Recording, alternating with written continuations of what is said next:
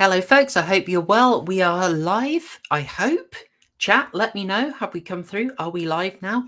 You should, if all is working fine, be watching a gloop stream, an anti-gloop stream, or a stream about decolonizing your mind. And it is shamelessly stolen from several fantastic people's ideas, mostly Harry, because you put out an absolutely amazing tweet that I just thought was a great way to pivot a whole load of ideas that I've been having recently. And I just thought, hey, let's get on. Let's have a little chat. Yeah, thanks very much for having me on here. It's great to be on again. Hello to everybody in the chat. I see you. I see people saying that you're late. This is, in fact, the second stream that I've been on that started slightly late this week. So it's good to see that I'm forming a pattern. And if there's one thing I like doing, it's noticing patterns. Yeah, the tweet that I put out. Notices in the chat. Yes. Hello, fellow noticers. Let's see if we can find each other out there. Have you got the tweet? Have you got the screenshot of the tweet? Yes, here we go. So this was just something that I was thinking about in general, about the utter decimation that we have of our own native culture these days, because it's something that's discussed a lot within our circles, I think, which is that everything is American. AA in particular has been putting out a lot of great content on his Twitter recently, where he's been doing screenshots of this book called How Europe Became American, by a man called Hans Vogel. And I thought that was interesting, so I actually picked it up myself, and I'm looking forward to reading it. But the fact is that for the past, really since the 1930s, probably ever since Hollywood became an enormous commodity in America, we've been inundated with American culture, American films, American trends, American slang. As you can see on this tweet here, we've got American slang that's switched into British language. We've got black slang that slips into it. I know that we all like to say it, but I believe the word based and its current usage has been taken from some black hip-hop artist. I'm afraid to say, maybe popularized by Eminem, but yes, it did originally come from rap. So even within dissident spheres in Europe, we're using the Americanized black language. A lot of people within the sphere, I met in person for the first time last week, Scrump. I know he was saying that he's got an encyclopedic knowledge of hip-hop, as does AA, as do a few other people within the sphere, for which I say, for shame! For shame. Please, Harry, we know not what we do. We grew up in the gloop. But that's the thing. I grew up in it as well. So I've listened to plenty of hip-hop. I've even been keeping an eye tangentially on the thing that's been going on recently, where I think Drake and Kendrick Lamar have been exchanging diss tracks, which is all a load of rubbish, especially because Kendrick was another one of those ones who was presented maybe 10 years ago when To Pimp a Butterfly came out as this revolutionary musician, this revolutionary hip-hop artist, when really he was repackaging the same old black grievances that had been around for decades at that point. And it does go back to the 80s with the black grievances in hip-hop. You can go back and listen to Public Enemy, where they have something, I forget the name of the song, but there's a lyric that says, Elvis was a hero to some, but he don't mean S to me. Sucker was straight up racist. They're complaining about the fact that, rock and roll music was appropriated from black music, which it wasn't. It wasn't. You can go back to old Scots-Irish gospel music and Scots-Irish folk music to get to the roots of rock and roll if you really want to go back that far. Hollywood and Marvel speaks for itself, and then we've got a McDonald's on every corner, and our streets are filled with other kinds of ethnic slop that's not just Americanized but is part of the globalized economy that we all live in. So I recommended some alternatives in turn for those that you can replace them with, so that you can get more in touch with your own ethnic culture. And I have to say that this is aspirational. This is an ideal that I want to aspire to, because I still sometimes let American and black slang slip into my language just because it's so ubiquitous and I'm so used to it. I myself am a fan of jazz music. I find the technical competency of it quite dazzling at times. even though I know that jazz was promoted by certain ethnic interests in the early 1900s as a part of basically social attitude formation pushed on Americans in the theaters as a way to ingratiate black culture into them, because of And course it was, also in post-World War II Germany to yes, counter Soviet propaganda about horrible discrimination in the US. So many such famous jazz artists, I believe, certainly Louis Armstrong was one, was paid to go over and play in the Amerikerhäuser, the American social houses, I suppose you would say, in Berlin, perform to the audience and say, "See, America isn't hateful. It's all good, bro." All yes. this raised the profile of jazz significantly more than it would naturally have been. Yes, and interestingly enough, with that as well, that's another part of the international American order, the global American empire, of the civil rights movement, which has been imported over to the UK as well. All of the language that we have for civil rights, all of the entire idea that we have forming in young people's mind these days about how civil rights work is taken from the American model in the 1950s and 1960s, post Brown v. Board of Education. The entire idea of the adversarial ethnic relationships and history of Britain and other European countries is this strange facsimile where there's been this imposition of American history or American style history. People get annoyed that we didn't fight some enormous, bloody, unnecessary civil war to end slavery. Instead, we paid them. We paid the slave owners to free them, which was something that was a very good idea because it meant that people weren't killing each other unnecessarily. We didn't have to destroy our own country to do that and murder women and children who were innocent. We just paid them. People get annoyed at that because they think that, because they've been told by Hollywood movies often that there is something heroic about the unnecessary sacrifice. They watch these films where people go out of their way to sacrifice themselves on behalf of the ethnic or sexual other, and they are presented as the heroes. It's never presented as a good thing unless it's, say, a Spike Lee film for you to fight for your own racial or ethnic group. So people have this strange altruism that's been foisted upon them. And that's one of the things I want to de-gloop about myself, is the fact that I don't want to live my life and adopt a culture set by social engineers who want me to mold into the homogenous globalist slop that were provided day by day. I think the world is a much more boring place if we do that. I'm very much of the Jared Taylor perspective here, which is that the world is an interesting gent. yeah, the world is a far more interesting and genuinely diverse place when we have our own cultures that we are true to. And that's why I suggested the things that I did. The King's English is always beautiful to hear. Regional dialects, I think, are wonderful. Even the ones where, if you watch something like Clarkson's Farm, where I think it's Jeff, the guy, you can't understand the word he's saying. There's a charm to that. It shows that there is deep-rooted history within that man, even in the way that he speaks.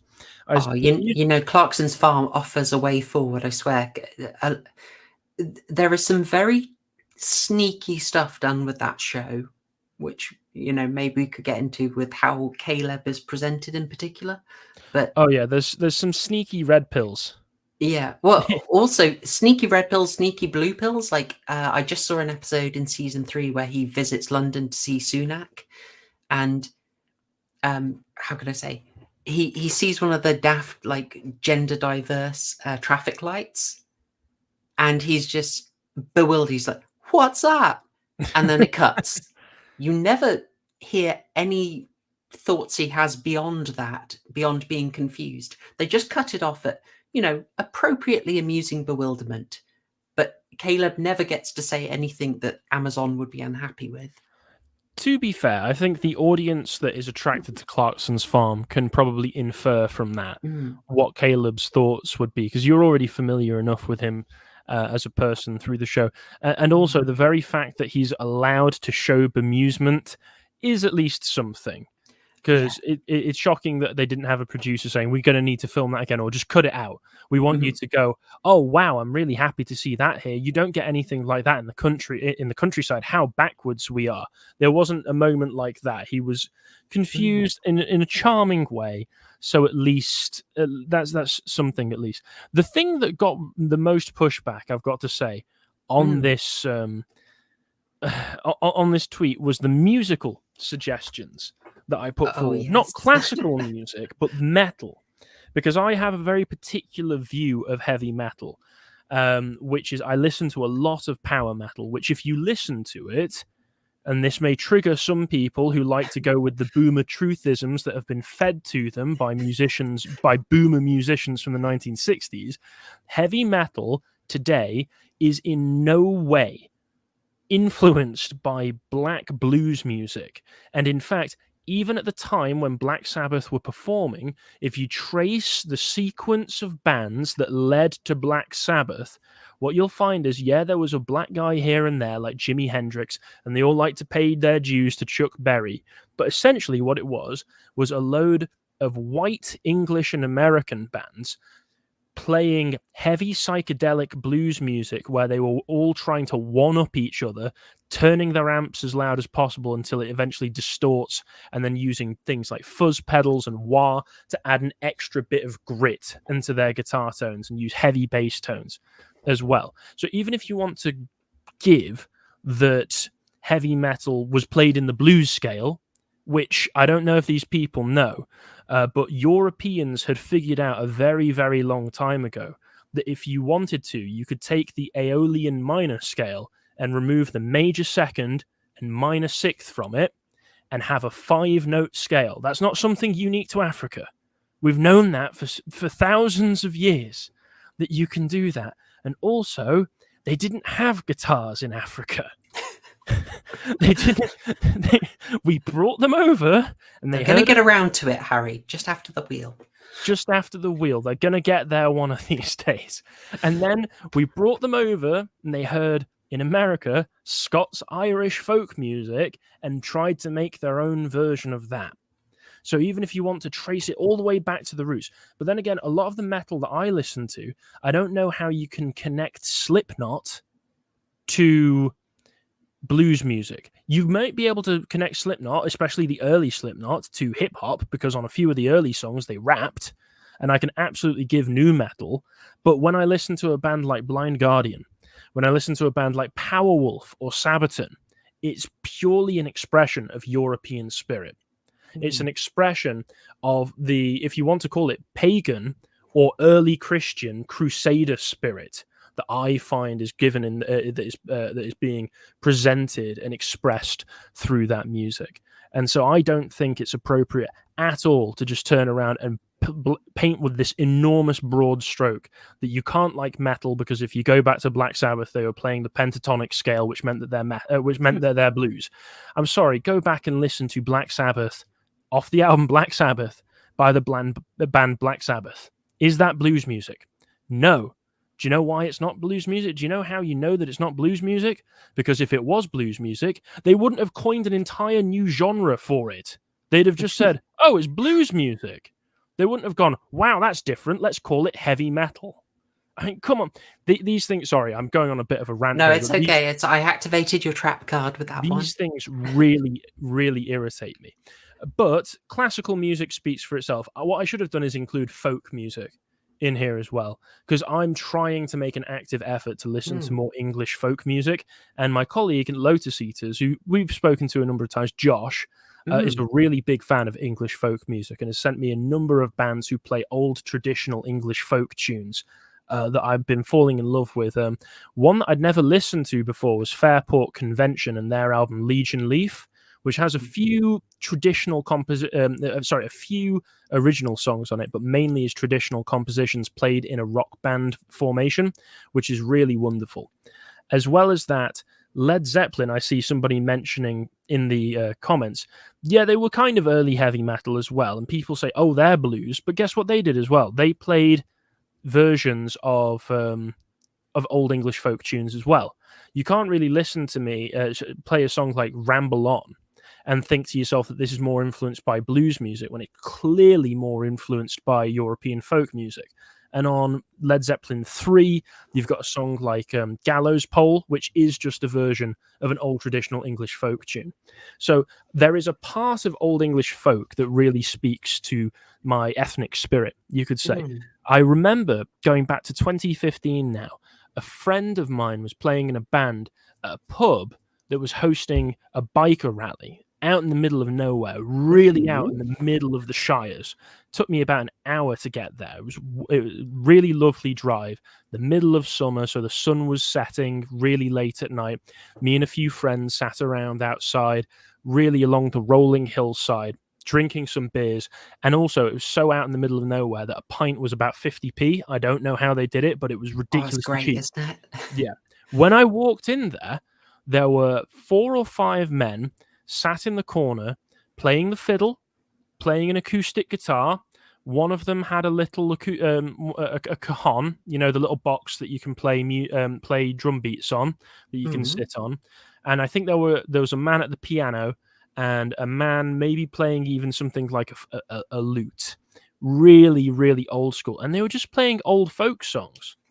And I walked in there, and despite having never really engaged at that point, I was about 19 years old, never engaged with folk music in that way. In that environment, at that time, with that company, listening to that music, I felt this wave of comfort and homeliness roll over me. And I think that's what I'm speaking to with this, is that we, like so many others in the world, are being taken out of that culture. We're having that stripped of us, that culture that speaks to us on a spiritual, metaphysical level. And we're having this purely materialist, purely homogenized global culture festooned upon us. And I don't think that's good for anybody. I think that makes the world much more boring. And I think it's very negative for British people and for Europeans as a whole, because we have a beautiful, brilliant, rich cultural history, and we don't want that to be taken away from us by the powers of international financiers and social engineers, because everything that's been put through to us, that's being forced on us, is from the top down and is being done for a particular social reason, which is to make us easier to control, which is to give us ideas and make us believe social ideas that are harmful to us, that make us more unsafe. Well, no disagreement with any of that. There are so many pernicious elements to it. And I feel like some of it is done with that really sinister edge. Some of it is as boring as simply trying to force a mass market. But it's a real thing, and I've used this kind of vague term gloop, but like you've got it. Our good friend Scrump calls it decolonizing your mind. So he's literally talking about this stuff, the internationalization, the homogenization is colonizing your mind. You've used deglobalize. Sorry, you've used decolonize. Yeah, I used decolonize. Scrump I think uses deglobalize. I might have absorbed it through osmosis through Scrump. And just on that point you made of sometimes it's just as simple as they want to expand markets to make more money. That's just as pernicious. Totally. I don't see the market as a moral force. I was listening, interestingly enough, to what's his name? John Gray, I think his name is. Very interesting chap. Yeah, his interview on Novara Media. Because again, there's been talk recently of Aaron Bastani becoming noticeably more socially conservative, and AA was putting that down to the interview that he did with John Gray. But I was listening to that earlier, and they were talking about how if there's one thing you can give Karl Marx, and I don't give him much, but if there's one thing you can give him, it's that the pure force of international markets do dissolve culture. They dissolve native culture, because in that attempt to maximize profit, in that attempt to appeal to the lowest common denominator, because that's all you can do when you're trying to maximize profit, culture will be scrunched down and flattened into something that is marketable to the mass man, to the everyman, to the nobody, because nobody is really the one person that it's aimed for, because it's not aimed for anyone in particular, it's aimed for everybody. And when it's aimed for everybody, it doesn't appeal to anybody. We can maybe look at some examples of it just to clarify, because I think you explained it fantastically, but people might wonder, like, what are you talking about still? This sounds crazy. This isn't happening. You're paranoid, Harry. You're just paranoid. But just for a few examples, it's like, how can I say? I saved a few of them. So like it's really hard to notice some of it. Sometimes it's obvious. Sometimes we don't even think of it. I got this image of an old football game, proper tradition, played on Shrove Tuesday, little village, whole village gets involved, borderline punch up, fantastic stuff. That is football that has not been glooped, that is so much closer to its origin. It hasn't been widened to take off the edges or include everyone possible. It is for the people of Alnwick. Whereas your modern football that has had the treatment, has been through the gloopinator, I think you see a bit of a difference. Yep. You have, okay, that was a terrible meme, but I liked it. So I thought I'd include it. But more examples, just like quickly. NWA, Yep. NWAIDS. Doctor Who. If you go back to the football. Oh yeah, sure. You had up here, and here we have it again. The pernicious aspect of this, even if this is all for the sake of, in a global market, football is now a global sport. It's not a local sport that you play with your friends. It's a global sport where there's lots of money involved, and all it is international money wants to maximize its profits. You maximize your profits through being a brand attached to the most successful football team. If you're the most successful team, you get the most profits coming through brand sponsorship. So it's circular, it goes through that. If you want to get the best from your team, you start to get people who aren't of the country, who aren't of the place that you're supposedly representing, like Manchester United, Manchester City. These teams aren't made up of people who typically are from Manchester. And this picture that you have on the bottom right says it all. Most of those people on that team do not look European to me, if they're a European team. I don't watch football, so I don't recognize the uniform. So forgive me if they're not a European team. No, but still, that is England. That's a 2020. That's England. There you go. There you go. Most of those people aren't English. So yet again, it's used as a pipeline to get this into your living room. You watch, and it's the case of, oh, not racist, just don't like them, but I need to support Ngubu. You get Ngubu into Baz's head, and all of a sudden he begins to think, well, maybe they're all a bit like Ngubu. Maybe these things I've heard about crime statistics and patterns aren't true, because Ngubu, he kicks a good ball into a net. So I should be more open-minded about this stuff. It's a way to infest your mind with the mind virus when you should totally. be And the sport more protective. And the sport is then hijacked to push all the other messages. As you can see, the kneeling, the rainbow up, and it's like, I thought we were just here for the old football, but you're ahead of the game. You're absolutely right. This is already, even without the sort of modern gloop messaging, the GAE messaging, you've got a game that is already so distanced from its origin, where you're meant to be cheering on people that you would meet down the pub and you can buy a pint for if they do a good game. Your football team is meant to be people like you, that you've got a connection to.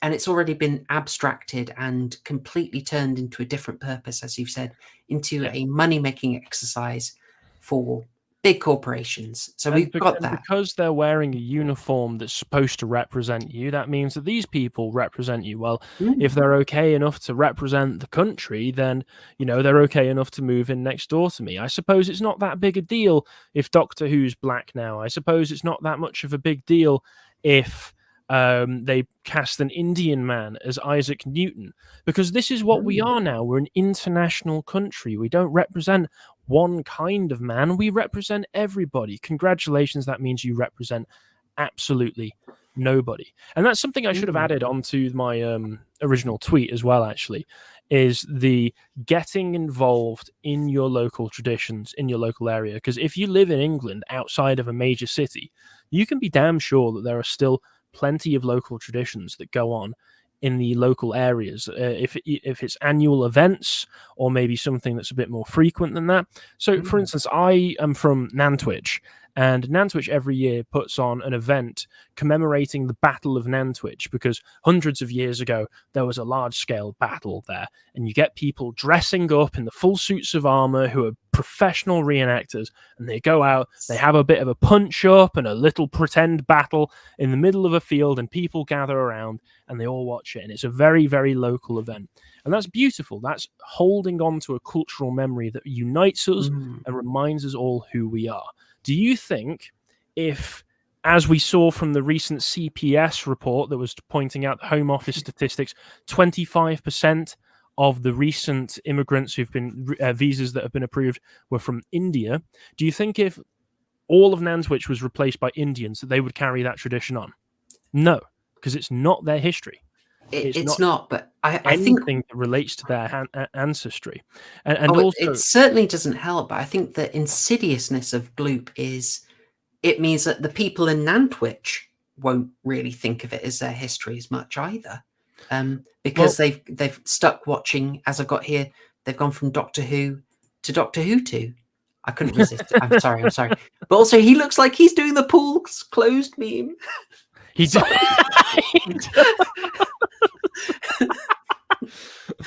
I couldn't resist it. I'm sorry. But also, here's another one. Is nearby. There's a little village that does a lovely, lovely annual event, and this is something that you should also get involved in, because England is not just full of events where we go, oh yeah, we've got a battle happened here hundreds of years ago, so we pretend to do the battle. There's stuff that still goes on, which has been carried on through tradition for years and years and years. So there's a little village nearby that's based on a hill. So every year there is a pie rolling competition. Oh, you legend. People gather at the top of the hill, and they've all baked their specialized pies, and they all roll the pies down the hill at the same time to see who can win. That's not something you get anywhere else in the world.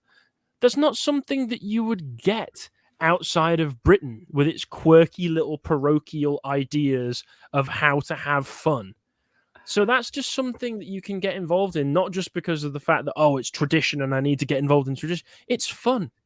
It's fun in a way that is really niche and really parochial, and really, it's just a great way to get out and meet people as well. It's lovely. Also, the people you will meet there, they will be good people. I just need to highlight Matthew in the chat. Yes, absolutely. Troughton, chosen for a reason. One of my favorites, I've got to say. I've been raised on New Who, so I've already been corrupted there. Oh, dear. Well, we will get onto ways that you can anti-gloop yourself. But I thought, well, we'll just sort of keep exploring like what the gloop is, what it does, and why even care, bro? Why do you care, bro? Why'd you care? There's a subtlety with gloop, because it's part of globalization. It's part of the GAE stuff. But I feel like you could just say it's like globo-homo culture, but I feel like gloop is something slightly different. I chose that word because it implies that kind of blending together and sloppening of everything. So it's like, how can I say? We've just seen a Black Doctor Who, right? And obviously I have no ill will. Just wanting my own stuff is not ill will towards anyone else's stuff, for the purposes of YouTube terms. But but there's kind of a trick with the slop, is that you will see your favorite show, and I'm going to use the most trivial example. You're going to see your favorite show, your favorite cartoon, your favorite comic suddenly get, slapped with the diversity brush, slapped with the message, and you go, oh no, I sure hope the writing quality stays good. Wink wink. But your audiences, like you say, your Black audience, your Muslim audience, when they see that, they're not really I personally don't think they're getting what they want either. Like when the thing about the gloop is everyone gets a little bit, but no one gets anything that could really cause much trouble. Like if, for instance, if you get your Muslim character, as you did in Doctor Who, in the Jodie Whittaker era, did she really display any behaviours typical of a devout Muslim, or was it kind of just a paint job? Of the one episode that I watched, no, because it's all having to be filtered through a modern liberal filter. Exactly. Everyone kind of gets to be there, but no one gets to be themselves. I showed NWA. There was a word that the NWA were quite fond of using, and It was in the name. Well, there was another word, and we'll probably get to talk about it when we talk about good old English food. But we're not going to talk about faggots until the food portion. But on an unrelated note, there was a word that they were quite fond of. You used to hear it all the time in rap.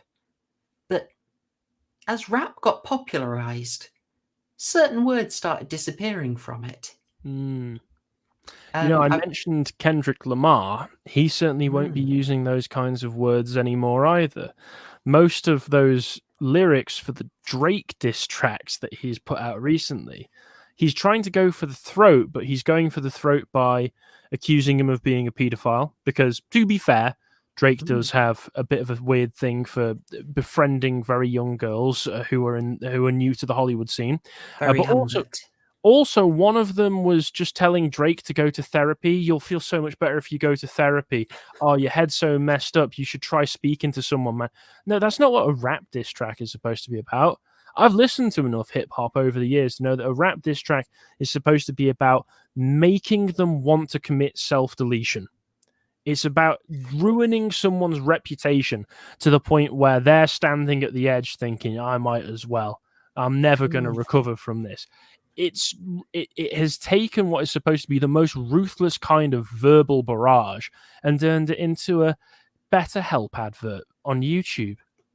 Oh, you can put it better. Eminem would not be producing his stomach churning skits on the Insane Clown Posse nowadays. He had to do a duet with Elton John to prove that he was okay. I don't want these to go mouldy, so I'll just point out a massive thank you, Time Stealer, resident Priti Patel appreciator. Coming in, banned. He's banned. Get him out of the chat. The one thing we all know, no, good on you, Time Stealer. Good to see you here. With an excellent bit of advice. Now, we could have saved this for the end, but I don't want you to think I ignored the super chat. I urge all friends to visit their local heritage steam railway. There's lines all over the country preserving local history and engineering traditions. Could not agree more. Not far from me is an absolutely beautiful preserved 1930s station. I am not a train person. I do not swoon for the steam the way Time Stealer or Alex Masters do. But gosh, going back in there was being like whipped back 90 years in time.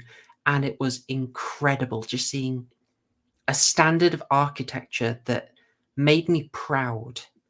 I was just bowled over and thinking, this is amazing. This looks so beautiful. I'm not going to put the station up because I don't want to dox myself, but there are loads of these, but there should be more. So that's an absolute great tip. I don't want people to think that you have to be a big train person to appreciate it. No, go back and you will see an absolute wonder. Anyone can appreciate it. And Waifu coming in saying, shout out men, volunteer with your local scouts. You can help de-gloop the next generation of men. It's always a great idea. That's actually a really good idea. Yes. One of the things about it is, any youth organization will be basically desperate for members. You will have a huge amount of autonomy. You can decide the program. And frankly, you can ignore a lot of you can ignore the gloop. Basically, you can ignore it. No one's going to check up, as long as I might choose my words carefully. As long as you're not handing out some particularly banned reading, you're probably okay. As long as What you kind of choose your. youth organisations are you talking? I just wanted them to look smart, Harry. Listen, Hugo Boss. Yeah, Great outfits. You got to have standards, man. Dressing up. Take it up a level. Hugo Boss. Listen, I didn't make them draw the mustaches. I handed out some Sharpies and they went to town, all right? Seriously, you can do this, and you can focus and generate. You can get them learning local culture, local history, and you can have your scouts doing base things, hacking wood to pieces, cooking outdoors, doing really trad stuff. It's an amazing suggestion. Thank you so much, wife. That's a great one. Yeah, actually, that's the organization level at the very top. Absolutely, it is drenched in piss. But you can ignore it, because at the local level, your group will do. You and a friend, you can absolutely get in. You can steer a group. You really can. Yeah, yes. and like you say as well, just chopping wood is really great fun. And if you're a man in particular, you'll feel super manly. You'll feel your testosterone levels rising by the second as you start to chop wood. I have done it in the past. I intend to do it in the future. It's great fun. I did smack myself in the foot very hard with a maul once, but nothing chopped off and nothing broke, I think. My toe was always pointing that way, I think. Oh no. You nearly did a kraut and tea. Yeah. No, it's great stuff. Like, if you may think scouts is possible, but get in there. You could get them chopping wood. You give those lads an air rifle, which you will have to do in a painful amount of health and safety for, I'm sure. But it'll be worth it. You can get them firing a crossbow, and while they're firing a crossbow, you can talk about the kind of battles where those crossbows were used. Fantastic tip. But I got on the stream here, like, gloop, why care? Why care, bro? And hopefully we kind of covered this, but I've sort of I've got these stories that are just emblematic, but I guess I'll try and summarize why give a damn about gloop, why give a damn about decolonizing your mind, deglobalizing your mind, and partly because culture, I would say, is an extremely fragile thing. Extremely fragile. The architecture can go and you forget it. If something drops out of cultural memory, it becomes really hard to pick up. I've highlighted the cases of this 150-year-old church, which is a very young church, I've got to say, being turned into a mosque because no one is going there. It's in Blackburn, makes sense, sadly. Councils will be under pressure. Like, if people aren't going to churches and supporting them, the Church of England, or any church, as much resources they have, will look at an empty church and they'll probably have to sell it off. And there's, once it becomes a mosque, you've lost it. Your local church is an absolute treasure of history. You probably have a 300, 400-year-old church within, half an hour of you. And that is so incredible that it's bizarre that we can overlook it, but we're kind of used to it. But the thing about gloop is it will go and then you will not have it anymore. And when this stuff goes, when your great national texts disappear because all you do is be bisexual, charge your phone, eat hot chips and lie, then, which I gather is all Zoomers do these days, right, Harry? Yeah, I'm a Zoomer, and that's all I do. I'm doing it right now. Oh no! My phone Not is eating actually bisexual hot chips. My phone is charging right now. Once this is done, I'm going to go and watch my bisexual porn. I'm not actually. No. Yeah. Like, where was I going with this? I don't know. Once they go, you lose them, and it becomes really difficult to pick up. You have whole dialects dying off because we are used to the national level dialect. and you lose it, a local dialect is really hard to get back because suddenly trying to use it sounds like a LARP. And it can often, Mm. again, I think somebody pointed out his name is Gerald. Mm. If you're not used to it, like in Clarkson's farm, only local people know that dialect. It sounds like a foreign language. So if it goes, then if you start trying to use it again, it won't just sound like a LARP. It'll sound foreign and indecipherable to most people. So it's just gone. It's gone forever. And again, why care? I think you put it brilliantly there. It's the world and culture that I live in matters. That's what I interact with on a day-to-day basis. And that's what creates feelings of pride and feelings of homeliness in me. It speaks to me. And my culture offers something unique that can't be found anywhere else in the world. So if that goes, that is dead forever, never to be replicated again. Other cultures might rise up that are like it in some surface level ways, but they will never be it. And I don't want my culture to die as an Englishman. Nailed it. I heard you on a stream with, I think, a very interesting Scottish chap who now lives in London. I think I heard this in about December. I struggle to remember. I listen to a lot of streams in December for some reason. But I think you were talking about a local venue that you used to love that got closed down. Oh, yeah. It was a music venue, wasn't it? Yeah. Back in the day, anyway. In Crewe, there was an old music venue called The Box that was right next to the train station. And when I was a teenager playing in bands, used to go there every single weekend, see all of my friends, make a lot of friends there. It's a wonderful environment to be in because you're around like-minded people, all playing music that you really love.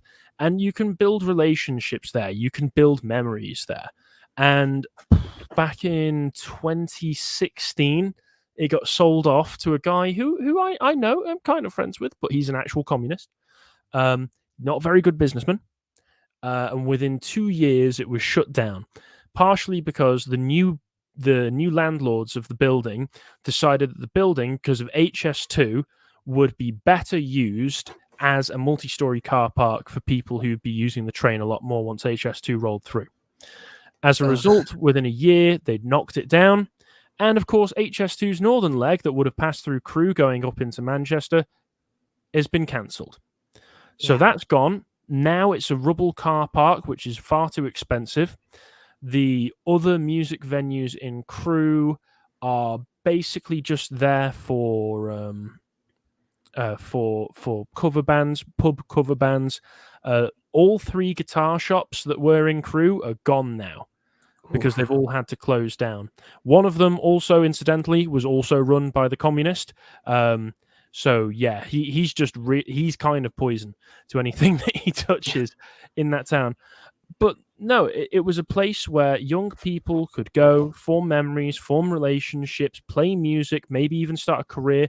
There was one band from Crewe that had played around in the area, who were from the area, played the area, actually got really big for a short time. I've forgotten what their name was. But they even went to LA to record an album with a big hotshot producer. And they got really successful for a short time, and then they broke up, as so many bands do. And now I see one of them works in a local Tesco. So you know, things go up, but they also go down. But either way, it was a local music scene that contributed to the local culture that's gone now, and nothing has risen up to take its place. And from that, just extrapolating, people will have such specific memories of that if you were to ever meet someone else who'd grown up around Crewe, you could ask them about that venue. You know their eyes would light up if they knew it. And you would feel you've got something really in common with them because you've got that specific memory and that specific thing in common. I want to throw this out here. Have you ever thought, like, you want to visit a place in Britain, and then it's just been a matter of you go there and the high street is so identical to everywhere else that you think, why would I go? I mean, this is before the destruction, before everything was vape shops and Turkish barbers. But the homogenization of the high street was a big part of glooping. Like, I feel something kind of weird when I would go to a. Sorry, it's a terrible question, Harry, but maybe the question should be more, Harry, have you ever felt this way, that you visited part of an English city and just thought, it just looks like my city? It's got the same shops. It's that all the individuality has kind of been taken out because of the corpos.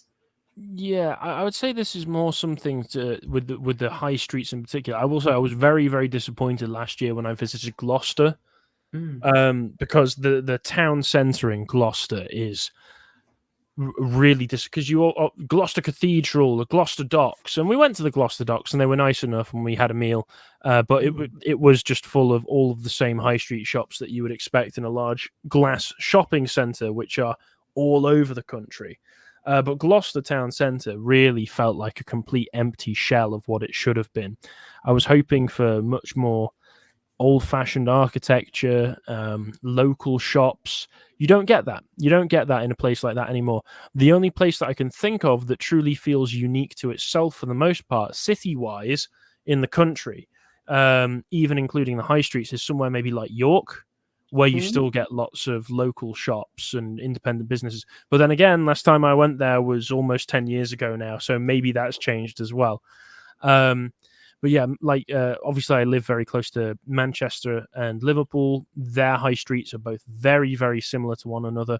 Although I would say if you venture away from the high streets, some of the big cities, because they tend to be international finance areas and have a bit more money running through them, the places that are culturally distinct to those cities tend to be a bit better preserved than they are in maybe some places like Crewe, where the councils. I've been reading. I'm planning on doing something on Crewe, like a documentary or something soon. So I've been doing a lot of research into what's been going on, and the town council is an absolute mess. They've got £100 million shortfall in their budget that they need to make up somehow. So a lot of these local councils are completely strapped for cash and don't have the money to be able to preserve those things that need preserving. The cities do. So if you go to somewhere like Liverpool, I always say Liverpool is an amazing city, except for the Scousers. This is true. I got squared up to in the street today by a random Scouser in a market town because I walked in front of him when I was going to try and cross the road, and he said I got in his way, and he tried to start a fight with me in the middle of a lovely day, and I thankfully was about a head taller than him and was didn't back down, squared up myself, and said, "Walk around." Then, if I'm in your way, walk around. Yes, time steerer. He didn't by any chance say, "Can I squeeze your muscles, Ali?" No, it wasn't Purple Aki. It wasn't Purple Aki. No, it was a man with a blinding white set of veneer teeth. And, no, not the turkey teeth. Yeah, he had awful teeth. Thankfully, it didn't come to blows because honestly, I was absolutely bursting for a wee when this happened. So I was squaring up back to him, thinking to myself, "Please don't throw a punch because I will be able to beat you up, but I will wet myself." Oh God. But maybe that would be even more terrifying to him. The man who's actually kicking his ass has just wet himself out of pure fury. Oh. A berserker piss rage. I got nothing else to lose. After I beat you, I'm going to need those trousers, boy. They won't fit, but they'll do. Dear. I don't know what's wrong with Scousers. I think it's because they're Irish. Very Carlisle pilled. Yeah, but Liverpool has lovely docks, and it still has parts of its local culture, like the old Cavern Club. Like they always go on about the Cavern Club being the place where the Beatles came up. Have you ever been there? I've never had the pleasure. It's really fantastic. I've seen a band play there. I've seen a few bands play there over the years. It's a really lovely, intimate venue because it is underground. It's why it's the Cavern Club. And you can tell because very low ceilings. There, as a very tall man, very low ceilings. Oh, nice. But you can feel the history there. You can feel the history, and it's nice to have those things preserved. Of course, you can't preserve everything. You don't want to be No, living in a museum your entire life. You don't want to be living in a bubble where nothing can move forward, because we're living in the present, and time always has to move forward, whether we want it to or not. And it's ill-advised and naive to think that we can hold on to everything. of But course. I take the Peter Hitchens approach with this, which is this didn't have to be the way it is. These have been deliberate choices. We don't have to live in the past. We have chosen the wrong future, and that's what we're living in right now. Yeah, I think that is a good way to take it. I mean, we're not talking about never progress anywhere. I mean, I'm probably pretty Luddite compared to most people, but what we are talking about is keeping things distinct, leaving places to grow in their own ways, have their own styles. Like largely anti-gloop, the beauty of it is that yes, it's anti-inclusivity, it's exclusivity, because exclusivity and specificity is character. And if Liverpool had this extremely distinct architectural style, you'd want to visit it, just like you'd go on tourism anywhere, really, is you want to see something different. You don't want to go and see somewhere sanitized and regularized and just, well, basically exactly like your town. But if each place is allowed to grow and be distinct, people get a stronger sense of identity there. And the place becomes so much more interesting to be in. I mean, I suppose it is quite a Jared Taylor point.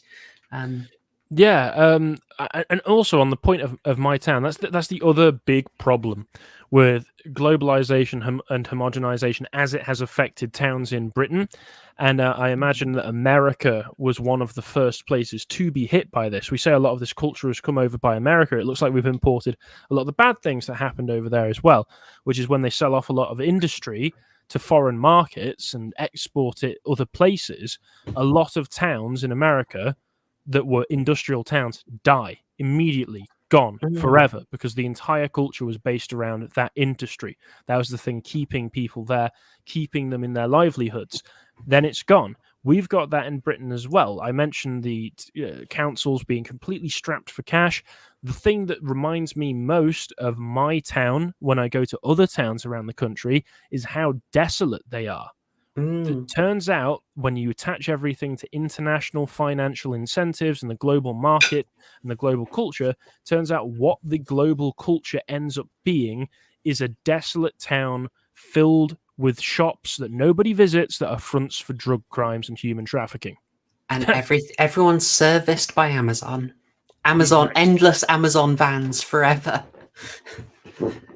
Oh, God, yeah. So I think we've hopefully made the case that gloop is a bad thing. It's very seditious. It not only undermines and replaces and destroys your culture, and also the side aspect that I think we know well enough, we don't need to go into it really.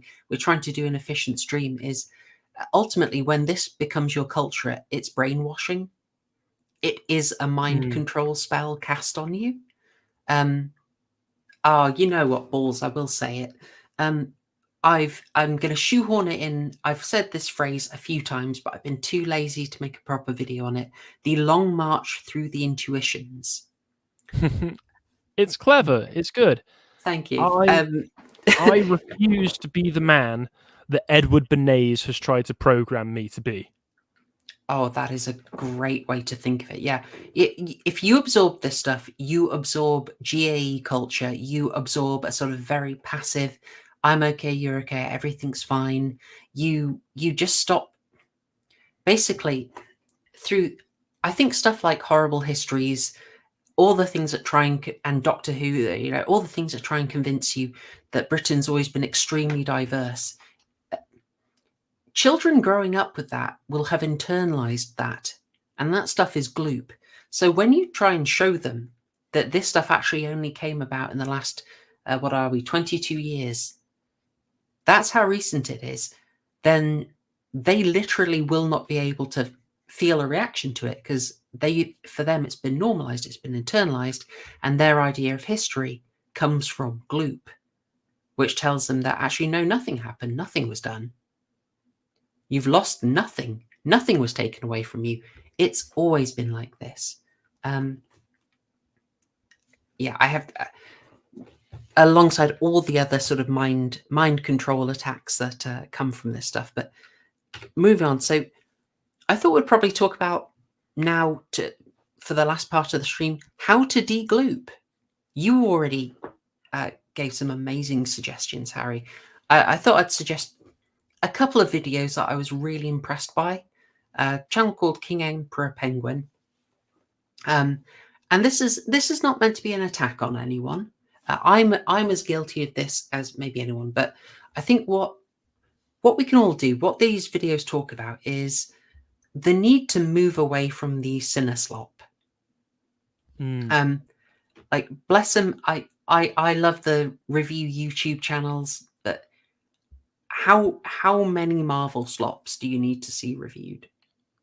Yeah, how often do you need to be told that it turns out the writing of this particular television show is ass backwards and makes no sense, and the continuity is completely backwards, and there's no chain of cause and effect?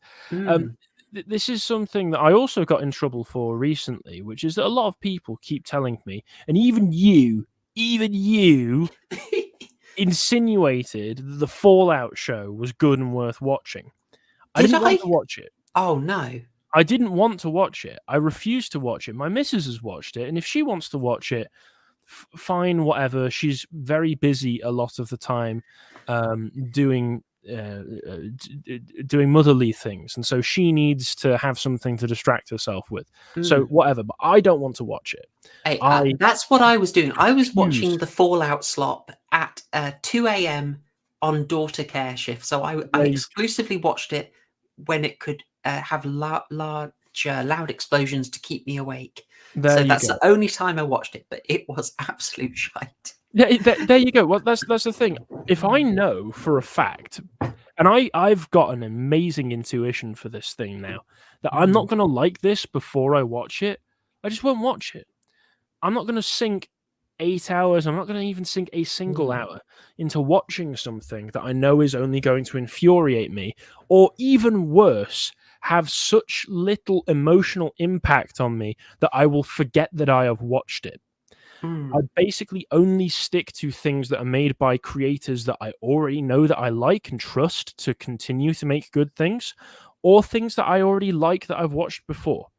Because there's no point in trying to invest myself in anything these days that is always going to be a disappointment. People's standards are so low now that when I posted a clip that someone had shared of the Fallout show that was awful, it was abysmal, it was terrible. It was these two characters really awkwardly suggesting that they should have sex with one another. And I said, this looks terrible. You don't have to watch modern slop. Nobody is forcing you to. People got really annoyed at me for that because I hadn't sunk 8 hours wasting my time into finding out that, no, actually, there's a reason for them to be horribly awkward when discussing if they should have sex with one another. And I responded by saying, listen, they could have a logically consistent, law-specific reason why everybody has diarrhea the whole way through the show and is crapping themselves from minute to minute, every single scene. You just hear fart noises all the way through in the background. Okay, great. You've made it internally consistent. That's still terrible. I don't want to watch it. Why would I want to watch something like that? Oh, it sucks, but it does make sense why it sucks. Brilliant. Congratulations. You're a complete time waster. Get out of my life. Harry, I'm struggling to remember the scene in particular. Could you just tell me the demographics of this couple that is the main romantic couple in the series? Well, just to jog my memory. If I remember correctly, it was the Tesco advert demographics, shall we say? British family advert demographics, which is another aspect of it as well. There were loads of people responding saying, "Well, it's not actually that woke. Congratulations, you've just gone along the ratchet." Oh, it's not that woke. It has all of the social engineering in it that you would expect, but there's nobody giving a big speech in the middle about why you need to be woke. So it's woke, but it's not in your face about it. Congratulations. Oren McIntyre proved correct again. This is the ratchet effect. You people have got Absolutely. such low standards for what constitutes political propaganda and low standards for what constitutes quality television that everything that you know is bad for you is excusable, because at least they're not being as obnoxious about it as they could do. These are the lowest standards I've ever encountered for anything. And I think that's one of the other reasons that I got a bit of pushback for everything, is what I'm asking people to do is exhibit standards for their own behavior, because it is habits and patterns of behavior that I'm talking about. It's a habit what kind of music you listen to. It's a habit what kind of culture that you absorb on a day-to-day basis. Obviously, there's going to be a certain amount of osmosis if you're going out into the world where you will absorb pop culture without wanting to. But your choices on what you watch and what you listen to and what you eat are your own.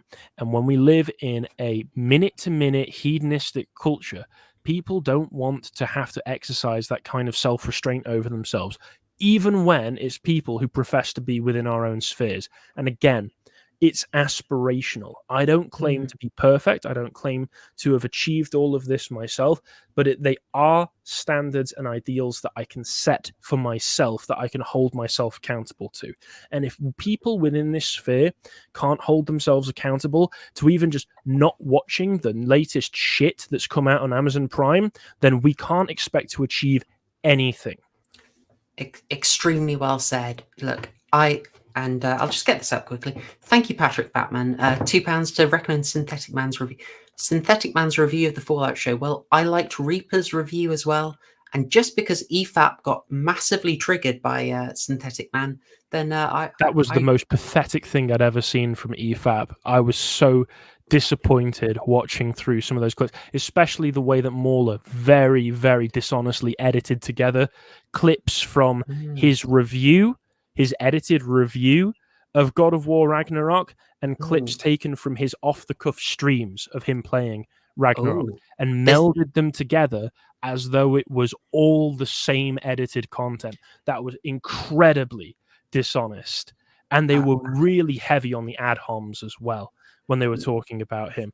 When the idea that they got really upset by him saying bundle of sticks and be like, well, obviously that's beyond the pale. Like, one of them, I think his name's Theo, got really upset because he pointed out that, hey, why is there a black woman in Scandinavian mythology? They didn't have black women in Scandinavia back then. They barely have any now. And Theo turned around, and Theo, for context, is a university philosophy student, so we can expect to guess which way he swings politically. But he says, well, you don't know the exact demographics of Scandinavia back then. Do you have a study about that? Study? Yeah. Source? Well, the thing is, nobody writes mythology about people who don't look like them, especially in the 10th century. But again, his mind is glooped through university, and also probably through the fact that Marvel has been glooping that particular mythology for over a decade now, because, you can say he's an entertaining guy. Idris Elba seems like a decent guy, but he shouldn't have been Heimdall, because Heimdall is the palest, whitest, brightest of the Norse gods, and they cast a black man as him. And people didn't mention it at the time because people like to turn around and say that this hasn't been going on for a long time. This is only something that was a recent. No, it's been going on for longer than you can imagine. It's been going on since the inception of Hollywood. The fact is that you just didn't notice until now. Absolutely, 100%. I mean, I've got Dr. Prepper's comment up because Aeon, and let's be straight. Mauler's review skills are razor sharp. He massively changed how I look at plots. I really admire how he can analyze story and character. But there is a massive black hole that is avoided, and almost like pride is taken in avoiding it and saying, I don't have a problem with it. And maybe you genuinely, personally don't have a problem with it. But it's also the kind of thing that YouTube really wants you to not have a problem with, and Gloop wants you to not have a problem with, and has worked really hard to make sure you don't have a problem with it. and it's you're pushing yourself so hard to say, I don't have a problem with it, I just want the good writing. It's like, well, get glooped. Get absolutely glooped. So putting this out here, look, no one's going to be perfect. We're all going to indulge. But what I'd suggest here for how to degloop, ration yourself. Like for obvious slop, dodge it. If something starts being slop, cut it off. Or maybe just try and make sure that at least half of the stuff you watch isn't absolute gloop. And probably the way to do that is predominantly it's going to be going back. It's going to be watching old stuff very selectively, watching with a very alert mind.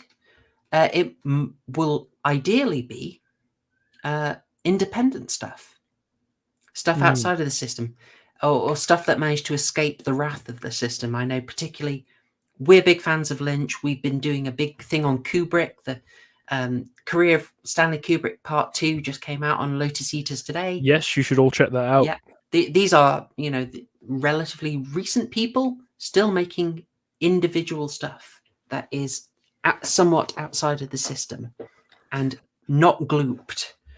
I must say, I'm enjoying some of the gloop discourse that's going on in chat right now. I'm gonna gloop! I was really hoping there would be someone doing that. Hey, I'm glooping it! What are we saying? It's like, avoid the obvious trash. If you see the trailer and you think, oh man, this looks like slop, look, I know I'm tempted to watch it and then just watch all the ReviewTube reviews of it. No. Skip it. It's going to be gloop. Skip it. Put your time finding something actually good rather than joining in the pile on something that was terrible. You do not need to see Rings of Power Season 2. No hate watching. No hate watching. Because what the hate watch actually is, that's a signal boost. Absolutely. Now, where would you go back? Well, like musically, you've already said metal. I would say go back, look around. There are some genres that are kind of pre-gloop that are fantastic. You've put forward metal, Harry. I'm going to put forward detective fiction. Detective fiction is de-gloop. Detective fiction is distinctly Anglo. Now, people will point out that, okay, that's kind of originating a lot more from Edgar Allan Poe and the Purloined Letter. But Edgar Allan Poe is an Anglo in Baltimore. And because of that compatibility, because it's basically the same culture at that time, only a couple of 100 years difference, it's so easy for that detective fiction mold to come back and really be taken up by Anglos in the UK, obviously, Agatha Christie and the Golden Age Detective Club. I could go off on one, but really I feel... Arthur Conan Doyle. Oh, absolutely. Yeah. G.K. Chesterton, Anglos abroad, like Nio Marsh. So this is Anglo fiction. This is de-glooped. And I've read it. It's great stuff. It's really enjoyable. You can do that. Just to answer somebody in the chat as well, Dollface says needs to be pre-2000 metal. There's a lot of gloop in modern metal, Sleep Token, etc. Yes, there is, but again, you can judge for yourself. There's one of the reasons I love listening to a lot of power metal is that power metal mainly, even if the individuals writing the music have political opinions that I find distasteful, the music itself often is talking about ancient battles. Blind Guardian, one of my favorite bands, have an entire album, Nightfall in Middle-earth, which is about the Silmarillion and explores an entire storyline from that. Sabaton talk about old battles going back not just to World War II, but even to the assault on the Vatican. Going back, what was that? The 15th century, the 14th century, going back a very, very long time. I don't know. Talking about things like that. Powerwolf are essentially the music that you would restart the Crusades to. And this is all music that's had really great material released in the past, even the past 2 years. Blind Guardian's most recent album came out at the end of 2022. and it's incredible. It was a real step up from the albums that they've been doing for the past 5 years before that. So you can find lots of great music still, but you've got to exercise judgment. Absolutely. A load of metal fans. I'm impressed. Time Steel is suggesting Psoriasis. Absolutely. They have my favorite version of Rah Rah Rasputin. You know, if you that song's fun, but then you hear it played by a load of angry metalheads, it's awesome. Can we still have industrial? Can we have Rammstein still? Because we can still have Rammstein. They have a song about gloop, you know, America. Yeah, exactly. That's about gloop. Exactly. I think there's a thing that the people behind metal music may often cases be leftists. The spirit that energizes heavy metal music, though, is deeply felt within Europeans. I think there's a Thank you, Adam. That's amazing. There is a reason that whenever I go to a metal gig in the UK, it is basically the only 99 or 100% Anglo demographics that you will find in this country outside of a countryside pub. Or Remembrance Day. Or the Queen's funeral. Ooh, yes, or anything like that. Yeah. Oh, dear. Oh, no, Maven. Maven, say it ain't so. Oh, for God's sake. Well, they are German, so sadly they've been glooped longer than any of us have. But when their minds have been glooped, but their spirits are pure. That's why when they sing from the heart, it's good. It's Faustine. I mean, let's be honest, there is a reason that a lot of their imagery is so effective, which is a lot of their imagery, going back to something like Live in Berlin 99, is harkening back to, shall we say, pre-1945 German aesthetics. Ooh. Sharp.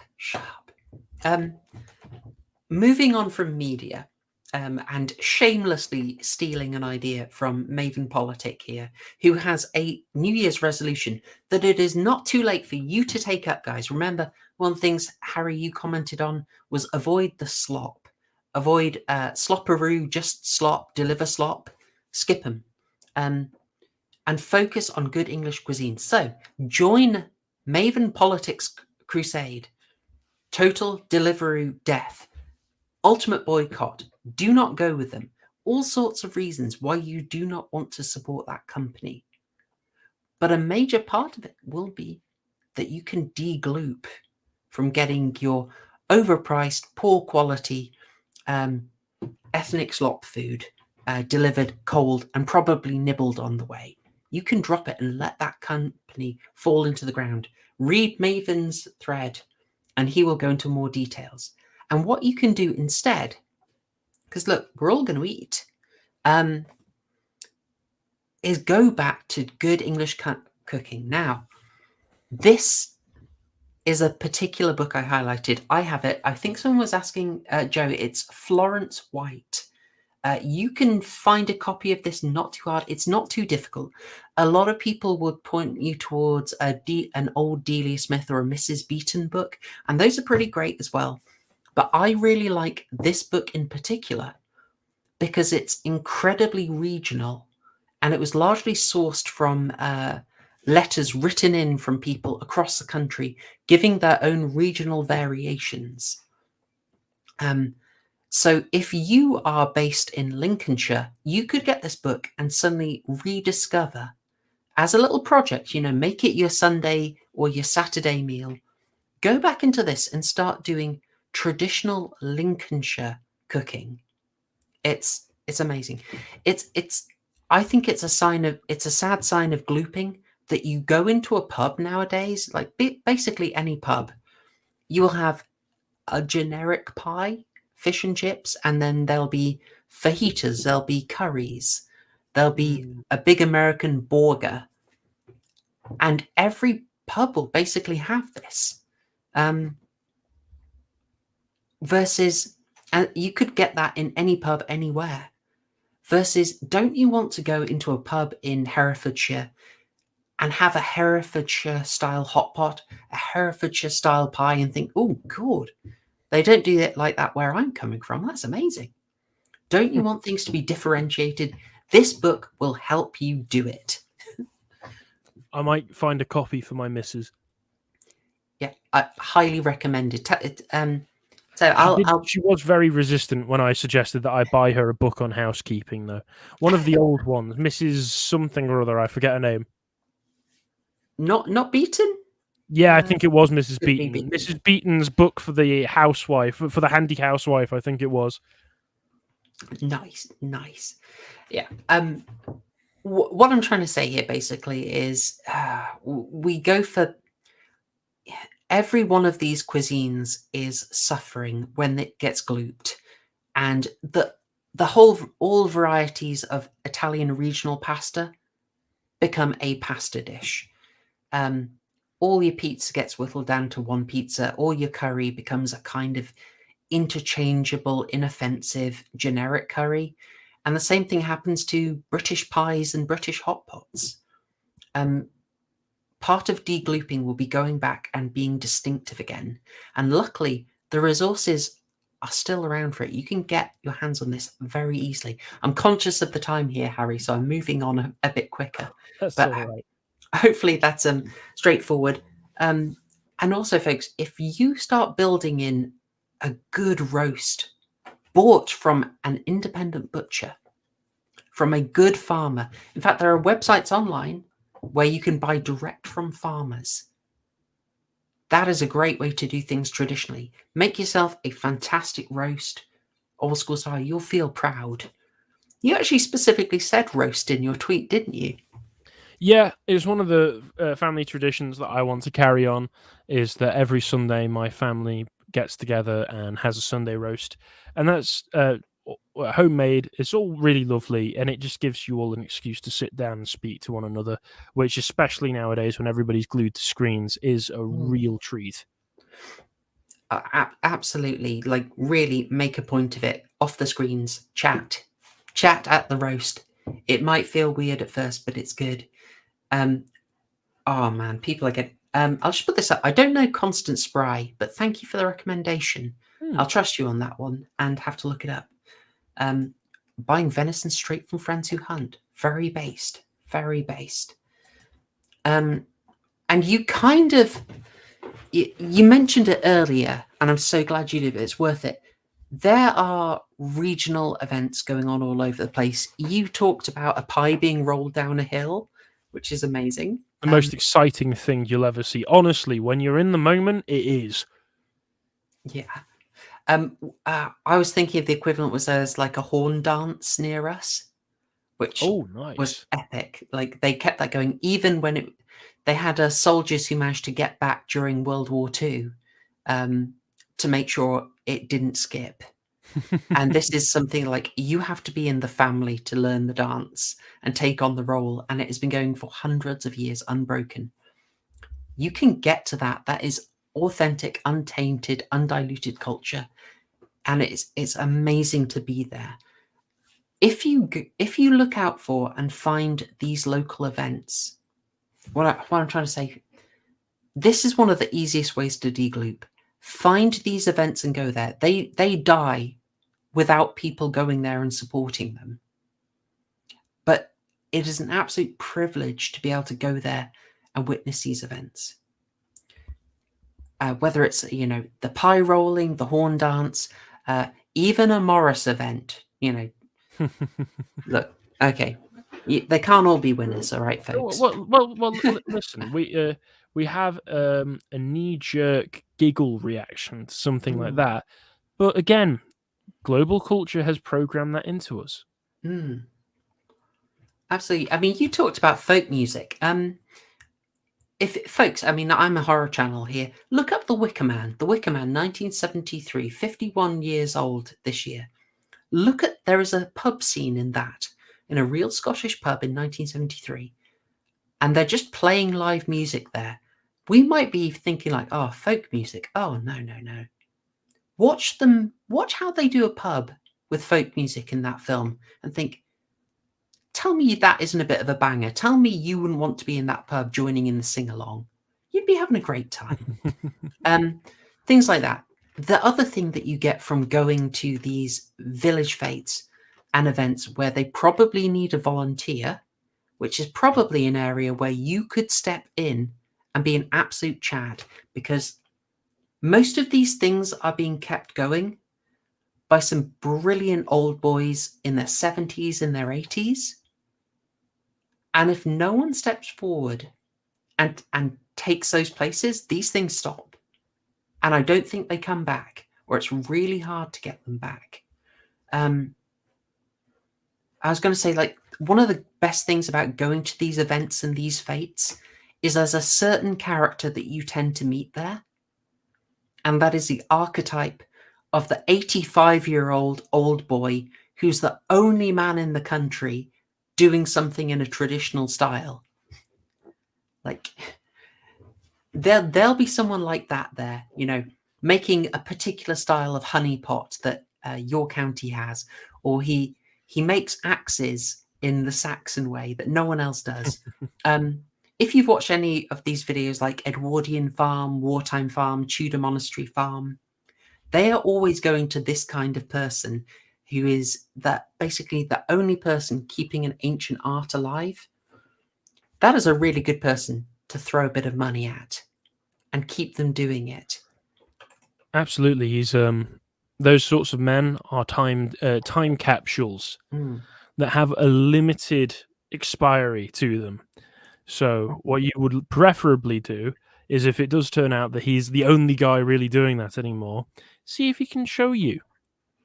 I'm sure if he really is old and maybe thinking that he's carrying on an old tradition of something that's probably going to die out with him, I'm sure he'd be thrilled. I'm sure he would be thrilled to try to have someone to carry it on. Totally, and you can put your stamp on it. And the final corollary is sort of when you go to these things, as well as that independent, like individual artist keeping something going, if we're a lot of what we're going to be doing to get to find an authentic Anglo culture is going to be going back. And once we got a sense of it, we can then take it forward. But there are a few people who are already doing that work right now, and it's good to support them. There are already artists doing interesting work. I will simply put forward Alexander Adams, who does these wonderful prints. I have his print of H.P. Lovecraft. Really like it. Or Alexander Adams and the Roby Trust, who keep steam engines going in Tavistock in Devon. There are already people doing the work, and if you are not watching the slop, going to the cinema for the slop, for Cape stuff, Cape slop, if you're supporting Maven's campaign of supporting Total Deliveroo Death, you will have some extra coinage, and you can send it their way. You know, it's a very important indicator of what you value is where you put that money. And if you take it away from Gloop and put it towards people generating and sustaining authentic culture, that can only be a good thing. Absolutely. And that's everything I had. Yeah, well, I think we've given people a lot to work with here and a lot to think on. Yeah, I don't know what anyone thought a stream called Anti-Gloop was going to be about, but hopefully it was interesting. Hopefully it was persuasive, and hopefully you'll be having a little think about what you want to do with your own cultural choices going forward. Thanks so much for joining me for this, Harry. Thanks very much for having me on. It's been a really enjoyable discussion. Absolute pleasure. And yeah, folks, usually what I do here is horror movie analysis, so you can check what the channel's doing for that. Ironically, I am covering a recent film this Thursday, which is Late Night with the Devil. But I assure you, outside of that, I'm back to 1970s masterpieces. So, yeah, don't think me too hypocritical there. I said about half your entertainment can be slop. The rest has to be classic. Don't judge me too harshly. All right. Yes, thanks. Again, it's aspirational, but that doesn't mean that you have an excuse not to hold yourself to certain standards. Exactly. Great place to leave it. All right. Thank you so much, Harry, and thank you everyone on the chat. Have a good stream and enjoy the rest of your weekend. Thanks, y'all. Cheers. Oh, and watch our Kubrick thing. Yes, do it. Watch our Kubrick thing on Lotus Eaters. All right. Thanks, y'all. Cheers.